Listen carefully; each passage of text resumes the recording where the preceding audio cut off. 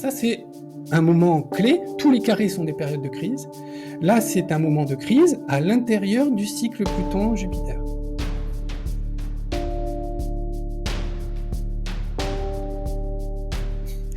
On sort de 14 ans de Pluton en Capricorne. Alors, comment est l'action de Pluton en Capricorne ? Lorsque Pluton agit sur le Capricorne, et si le Capricorne résiste trop, Pluton va casser le Capricorne. C'est-à-dire qu'il y a une rigidité, une rigidification, jusqu'à un point où, clac, le membre casse. Parce que Pluton impose sa transformation. Mais parfois aussi, dans l'aspect résistance, c'est-à-dire le Capricorne résiste à Pluton, et pour maintenir un état, pour maintenir un état de fait. Et donc, il y a aussi une affinité entre le Capricorne et Pluton, dans le sens où le Capricorne est un signe qui recherche un pouvoir, qui recherche une autorité, qui recherche le contrôle, et Pluton, justement, lui fournit ce pouvoir. Donc, il peut y avoir aussi, dans Pluton au Capricorne, une sorte de concentration du pouvoir, et un pouvoir qui essaye de maintenir les choses en place. Vous voyez ? Alors, ça, c'est quelque chose qui est particulièrement vrai, et auquel on a assisté, notamment en France, par l'intermédiaire du thème d'Emmanuel Macron. Donc j'ai déjà fait une longue vidéo sur le thème d'Emmanuel Macron, parce que Emmanuel Macron, il a son ascendant pile à la fin du signe du Capricorne, donc sur Pluton, justement. Et du coup, il incarne ce que je viens de vous expliquer sur la concentration du pouvoir, le maintien d'un ordre au travers justement de cette concentration de pouvoir, en utilisant des leviers plutoniens, qui sont notamment tout ce qui est la peur. Voilà, la peur, c'est tout. Pluton, c'est tous les mots en P, pollution, peur, pouvoir, politique, pétrole. Et donc voilà. Alors regardez, vous voyez là, j'ai mis le thème d'Emmanuel Macron justement. Donc vous voyez, il a un ascendant en 28. Je vais zoomer un petit peu. Il a un ascendant en 28. Non. En 28 Capricorne. Et Pluton se trouve justement en 28 Capricorne. En fait, Pluton va passer sur son ascendant à partir du 31 janvier 2023. À partir du 31 janvier 2023. J'ai vu des astrologues qui nous disaient que ça fait déjà 2 ans que Pluton est sur l'ascendant, alors il s'approche très fortement, mais officiellement, il va passer sur l'ascendant d'Emmanuel Macron à partir du 31 janvier 2023. Seulement là. Voilà. Bon. Voilà, alors, comme je disais précédemment, il y a quoi ? Il y a 2 façons négatives de vivre Pluton. La première, c'est de refuser la transformation que Pluton, de toute façon, va imposer dans le monde. Donc plus on s'accroche, plus Pluton se fait violent dans son action. Au contraire, plus on l'accueille, plus on se met dans un état d'ouverture par rapport à son action, et plus Pluton peut couler, et donc moins il a besoin d'être violent. Deuxième façon négative de vivre Pluton, c'est de chercher à s'accaparer un pouvoir, c'est-à-dire de centraliser un pouvoir, de récupérer un pouvoir collectif pour soi. Alors, à chaque fois que l'on fait ça, eh bien, d'abord, ça fonctionne, ça peut fonctionner, en tout cas, en fonction des aspects, mais ensuite, il y a un retour de bâton. Alors, par exemple, ici, c'est le cas de nombreux dictateurs dans le monde qui se sont accaparés un pouvoir, donc par exemple dans le signe du Capricorne, un pouvoir coercitif, un pouvoir de contrôle. Et dans la deuxième phase, eh bien, on a soit d'ailleurs une dictature, c'est-à-dire l'instauration d'une dictature qui dit son nom, qui enlève son masque plutonien et qui dit voilà maintenant, en fait, je suis une dictature, ou alors, eh bien, un retour de bâton. C'est-à-dire que chaque fois que l'on crée un déséquilibre dans l'univers, là en l'occurrence, s'octroyer un pouvoir collectif, s'approprier un pouvoir collectif, on crée un déséquilibre, mais en fait il y a ensuite un système de balancier qui revient, et ça c'est le retour du bâton, c'est le principe, le mythe de la sorcière, vous savez, qui est éternellement jeune parce qu'elle a intégrer un pouvoir en elle, et puis qui à un moment donné, eh bien, tout ça tombe, et on s'aperçoit qu'en fait, elle a 150 ans. Vous voyez, ça, c'est le retour de bâton de la sorcière. Donc, ici, on a assisté à ça dans la politique d'Emmanuel Macron, c'est-à-dire qu'on a assisté à une concentration des pouvoirs, avec le besoin de contrôler les choses, donc ça, c'est typique de l'action de Pluton dans le Capricorne, Mais dans le signe du Verseau, hein, qui arrive bientôt, donc à partir du mois de mars, Pluton dans le signe du Verseau, à partir du 23 mars, eh bien, on risque fort d'assister, eh bien, justement, à un retour de bâton, c'est-à-dire un deuxième effet qui se coule, hein, de Pluton sur son thème.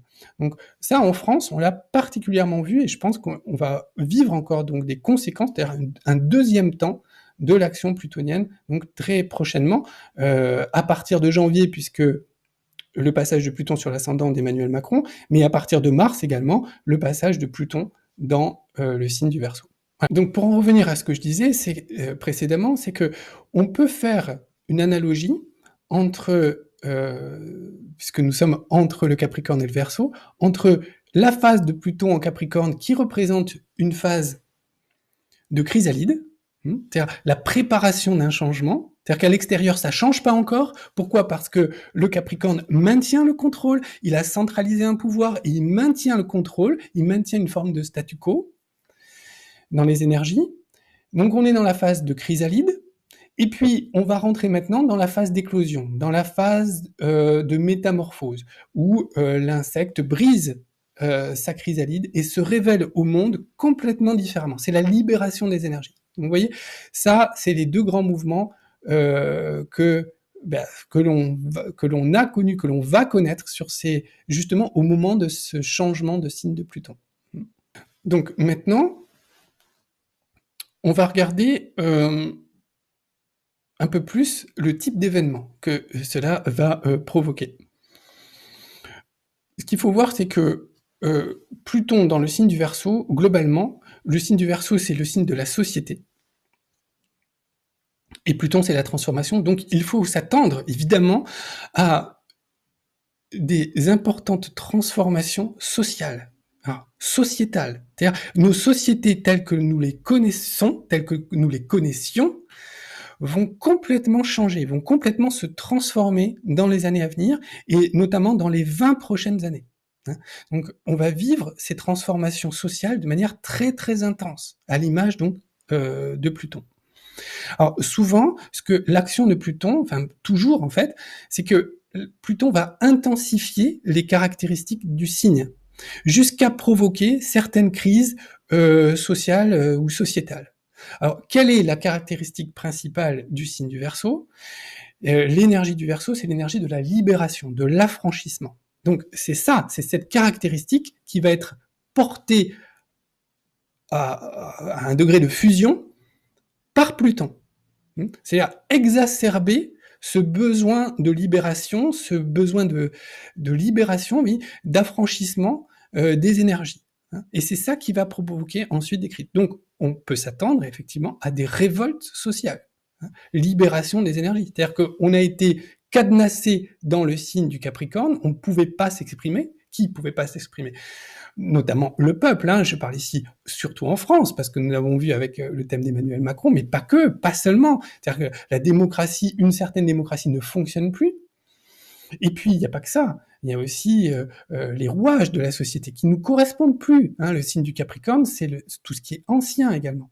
Et donc là, on va basculer dans quelque chose de nouveau. Et ça va se faire au travers de révoltes, de crises sociales, de révoltes sociales, d'insurrections très marquées, très certainement. Emmanuel Macron, alors voilà, on se retrouve ici en septembre 1789. Alors pourquoi? Parce que, en fait, Pluton est rentré dans le signe du Verseau.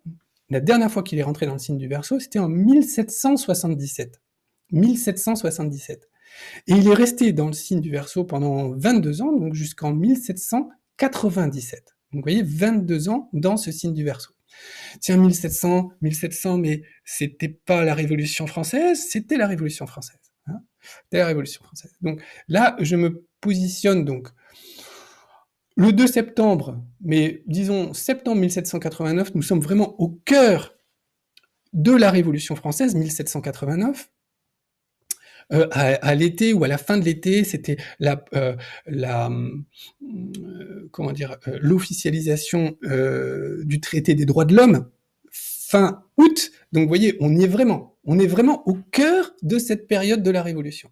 Bon, alors, qu'est-ce qu'il y avait à ce moment-là? Pluton Pluton était donc dans le signe du Verseau et au milieu du signe du Verseau. Et qu'est-ce que l'on trouvait en face de Pluton? Jupiter. Tiens, vous voyez que Jupiter est en 17 et Pluton est en 17. Donc à ce moment-là, il y avait une opposition très forte, donc soulèvement du peuple, mais en plus intensifié par l'opposition de Jupiter. Vous savez que Jupiter a un effet amplificateur. Donc l'opposition de Jupiter a amplifié les soulèvements populaire en France.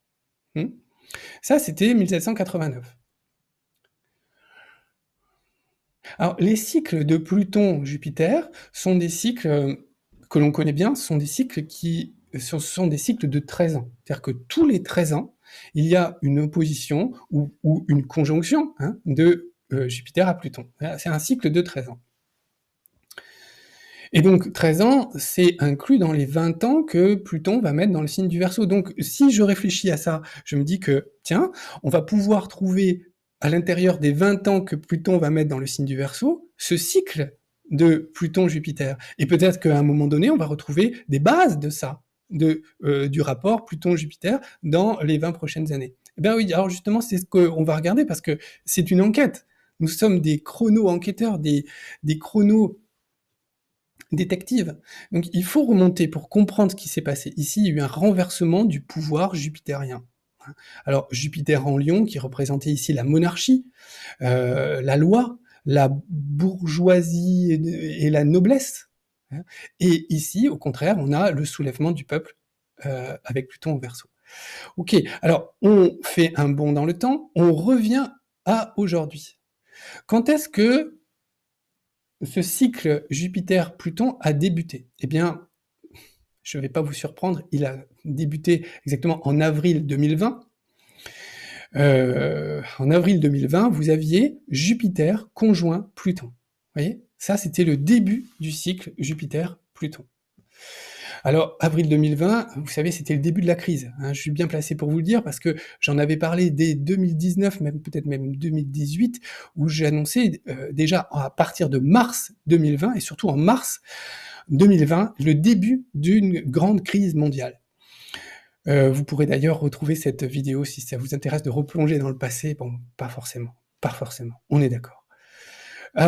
Bref, vous voyez, en fait, il y avait une grande concentration planétaire parce que Saturne se retrouvait dans cette conjonction et Mars aussi en mars 2020. Donc mars-avril 2020, c'était vraiment le début de la crise et ça a correspondu au début du cycle Pluton-Jupiter. Bon, alors on n'a qu'à lire maintenant. Une fois qu'on a compris, on n'a qu'à lire. Donc Jupiter a poursuivi sa route. Elle se trouve un peu plus bas, elle se trouve là, par ici maintenant. Et bientôt, elle va donc former une première étape dans son cycle à Pluton, c'est-à-dire un premier carré. Et c'est ce que l'on voit ici, le 18 mai 2023. Donc c'est bientôt, c'est très bientôt même. Jupiter viendra en carré à Pluton. Donc vous voyez, Jupiter était là, elle a avancé, elle se trouve maintenant ici, donc au début du signe du Taureau. Donc ça, nous serons en mai 2023, au début du signe du Taureau, et donc elle formera un carré croissant à Pluton. Ça, c'est un moment clé. Tous les carrés sont des périodes de crise. Là, c'est un moment de crise à l'intérieur du cycle Pluton-Jupiter. Donc il faut s'attendre à vivre quelque chose de particulièrement violent en termes d'insurrection du peuple, c'est-à-dire les libérations des énergies qui auront été trop retenues précédemment dans le signe du Capricorne vont se libérer avec Pluton en Verseau, mais il va y avoir un moment de crise que je situe au mois de mai 2023. Là, ça va être très marqué et potentiellement violent. Donc ça commence déjà en France, je vous parle de la France ici, on est déjà dans la crise des retraites, mais là, ça va vraiment s'intensifier avec certainement un premier pic au mois de mai.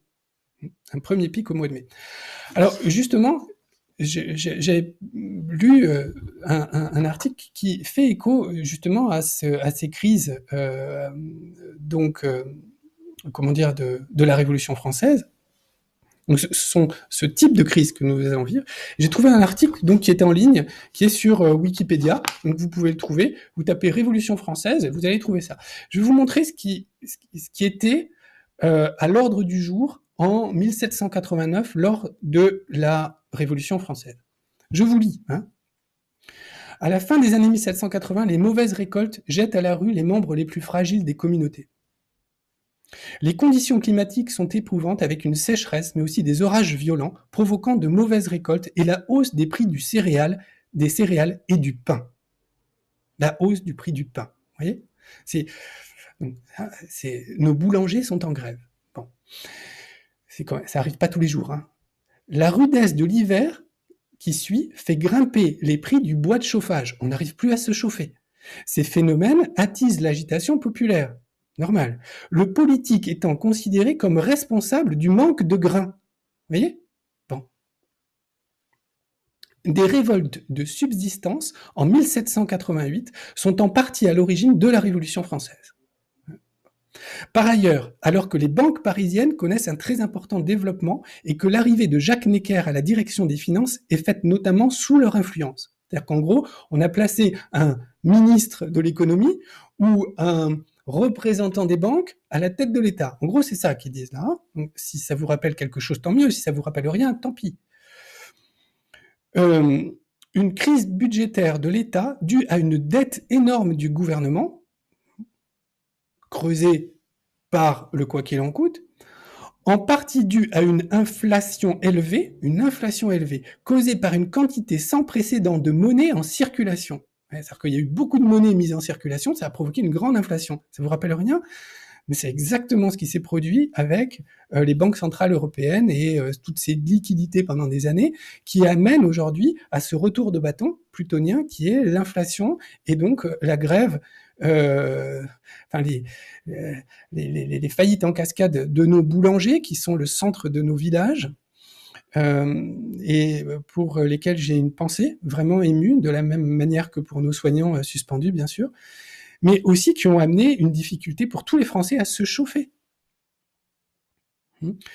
Donc oblige à envisager une nouvelle d'impôt et pour ce faire à convoquer les États généraux. Et c'est sur cette base de la convocation des États généraux, le tiers-État, le clergé et la noblesse, que va se mettre en place la Révolution française. Donc vous voyez, on est vraiment sur la recopie.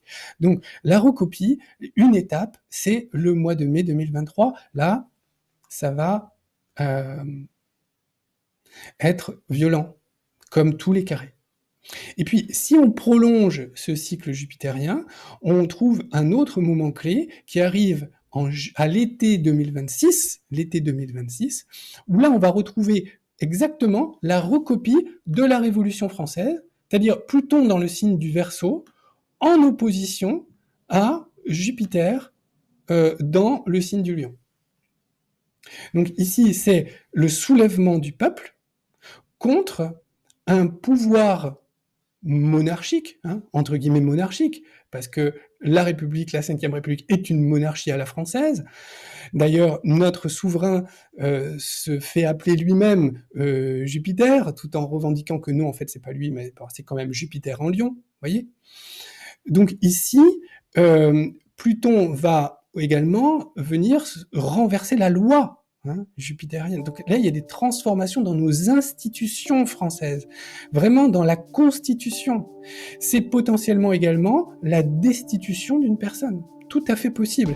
Vous voyez ici que à ce moment-là, le Soleil rentrera aussi dans le Lion à une semaine près. Donc dans cette période de l'été 2026, ça va être également très marquant, certainement. Il va y avoir des grandes transformations dans nos institutions, je dirais, nationales françaises. Potentiellement, comme c'est la même configuration, exactement la même, dans les mêmes signes, avec les mêmes planètes que la Révolution française, il pourra y avoir à ce moment-là quelque chose d'équivalent à la Révolution française, c'est-à-dire une sorte de bouleversement de nos institutions profondes, nos institutions politiques profondes. Voilà.